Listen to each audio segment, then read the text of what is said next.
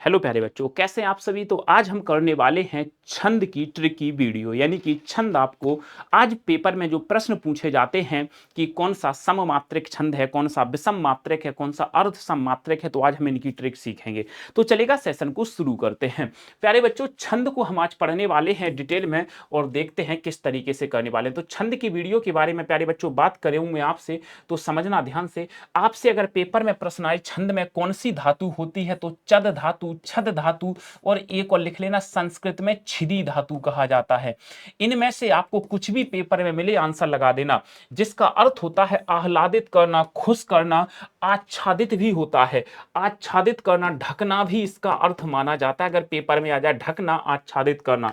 जिस प्रकार गद्यांश के लिए प्यारे बच्चों व्याकरण की नीड होती है, उसी प्रकार छंद शास्त्र, पद्य का छंद शास्त्र से रिलेशन होता है।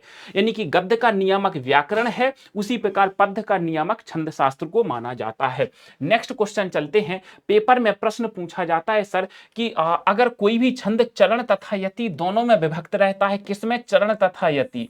छंदों की रचना, गुण अवगुण के अध्ययन को छंद शास्त्र कहते हैं। छंद के 7 अंग होते हैं, कौन कौन से। वर्ण, मात्रा, यति, गति, चरण, तुक और गण। ये छंद के 7 चरण होते हैं। नेक्स्ट चलते हैं। अब छंद के भेद के बारे में हमसे पूछा जाता है, तो हम सबसे पहले तो इसी को कंप्लीट करते हैं। छंद के भेद हमारे प्यारे बच्चों, हम बेसिकली 2 भेद लगाएंगे अभी। हमें जो सीखना है पेपर के दृष्टिकोण से। अब हम बात करते हैं सर मात्रिक छंद कितने प्रकार का होता है, तो यह 3 प्रकार का होता है। सममात्रिक, अर्ध सममात्रिक और विषम मात्रिक। प्यारे बच्चों, पेपर में डायरेक्ट प्रश्न पूछा जाता है कौन सा सममात्रिक छंद है, तो एक सममात्रिक छंद की ट्रिक लिख लेना। किसकी? सममात्रिक छंद की ट्रिक लिख लेना। ये ट्रिक है प्यारे बच्चों, सभी ईश्वर की नजरों में समान है। तो इसकी ट्रिक होती है प्यारे बच्चों, चारों गीत हरि के। ध्यान से देखना, चारों गीत हरि के, ये ट्रिक होती है। चारों गीत हरि के सममात्रिक छंदों की ट्रिक है। चा से चौपाई, रा से रोला, गीत से गीतिका, हरि से हरि गीतिका। तो ये चौपाई, रोला, गीतिका, हरि गीतिका, ये हमारे क्या हो जाएंगे? सममात्रिक छंद। तो ये जो मैंने ट्रिक बताई है, सममात्रिक छंदों की ट्रिक बताई है। विषम मात्रिक छंद क्या होते हैं, तो भैया मैंने आपसे कहा जब आपकी नौकरी लगेगी तो आपकी बहन आपसे कहेगी भैया मुझे दो, भैया मुझे दो वरना मैं रोने लगूंगी। भैया मुझे दो वरना मैं क्या करूंगी प्यारे बच्चों? रोने लगूंगी। तो भैया कहता है क्या चाहिए, तो फिर वो कहती है मैं कानों के कुंडल चाहिए। कुंडल का मतलब कुंडलियां।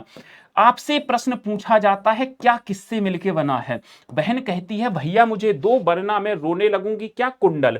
तो फिर भाई कहता है रोना नहीं है, रोना नहीं है। और छोटी बहन थी तो उल्लू करके उसे खिलाने लग जाता है, यानी उल्लाला। ये मिलके हमारे क्या, और बहन जो है छपक छपाक नाचने लग रही है, तो ये छप्पय छंद हो जाएगा।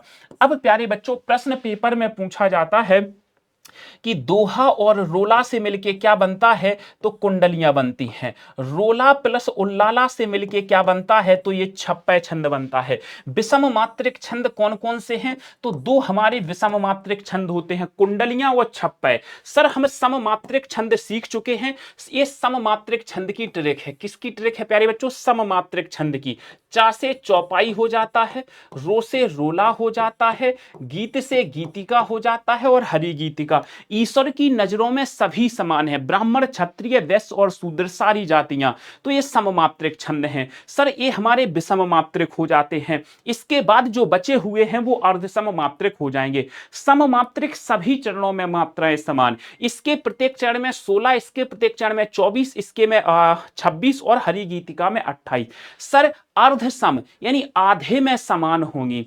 1 और 3, इसके पहले और तीसरे चरण में 13 मात्राएं, दूसरे और चौथे चरण में कितनी? 11। इसी प्रकार पहले और तीसरे में दूसरे चौथा, पहला तीसरा दूसरा चौथा, इसमें टोटल 13 और 11 मिला के 24 मात्राएं। यहां भी 24, यहां 28, यहां 29। सर इसका पहला और अंतिम शब्द एक समान होता है कुंडलियों में। सर एक बात और देखना, जिस प्रकार से हमारा सम मात्रिक है, अर्ध सम मात्रिक है, विषम मात्रिक है, उसी प्रकार से प्यारे बच्चों मैं आपको बता दूं, ये हमारे समवर्णिक हैं। उसी प्रकार हमारे ये भी होते हैं समवर्णिक प्यारे बच्चों। ये क्या होते हैं? समवर्णिक। फिर होते हैं हमारे अर्ध समवर्णिक, ध्यान से देख लेना।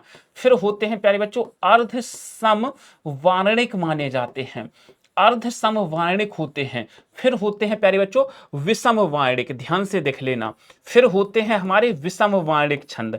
तीन प्रकार के हमारे वर्णिक छंद भी माने जाते हैं। अब ये तीन प्रकार के कौन कौन से हैं तो इनको देखते हैं। एक तो ये हो जाता है, ये हो जाते हैं तीनों, ये हो जाते हैं। सर अगर मैं कहूं तो ये जो तीनों हैं, ये हैं जो हमारे, ये हैं हमारे, ये होते हैं समवर्णिक। कैसे हैं ये समवर्णिक? ये पुष्पी ताग्रा होता है अर्ध समवर्णिक, और जो ये है आर्या, ये होता है हमारा विषम वर्णिक। अगर डायरेक्टली पेपर में प्रश्न पूछा जाए तो हम यहां से लगा सकते हैं पुष्पी ताग्रा कैसा छंद है, तो पुष्पी ताग्रा प्यारे बच्चों हमारा वर्णिक छंद माना जाता है। तो आपको कैसा लगा ये जानकर के अवश्य बताना मेरे प्यारे बच्चों। बाकी हम नेक्स्ट वीडियो में फिर मिलेंगे एक नए ट्रिकी वीडियो के साथ। इनको बिल्कुल आपको याद रखना है, पेपर में डायरेक्ट ही इनसे प्रश्न पूछे जाते हैं। तो thank you so much, bye bye, take care, best of luck. पढ़ते रहें, मुस्कुराते रहें। कैसा लगा जानकर के कमेंट सेशन में जरूर बताना। धन्यवाद।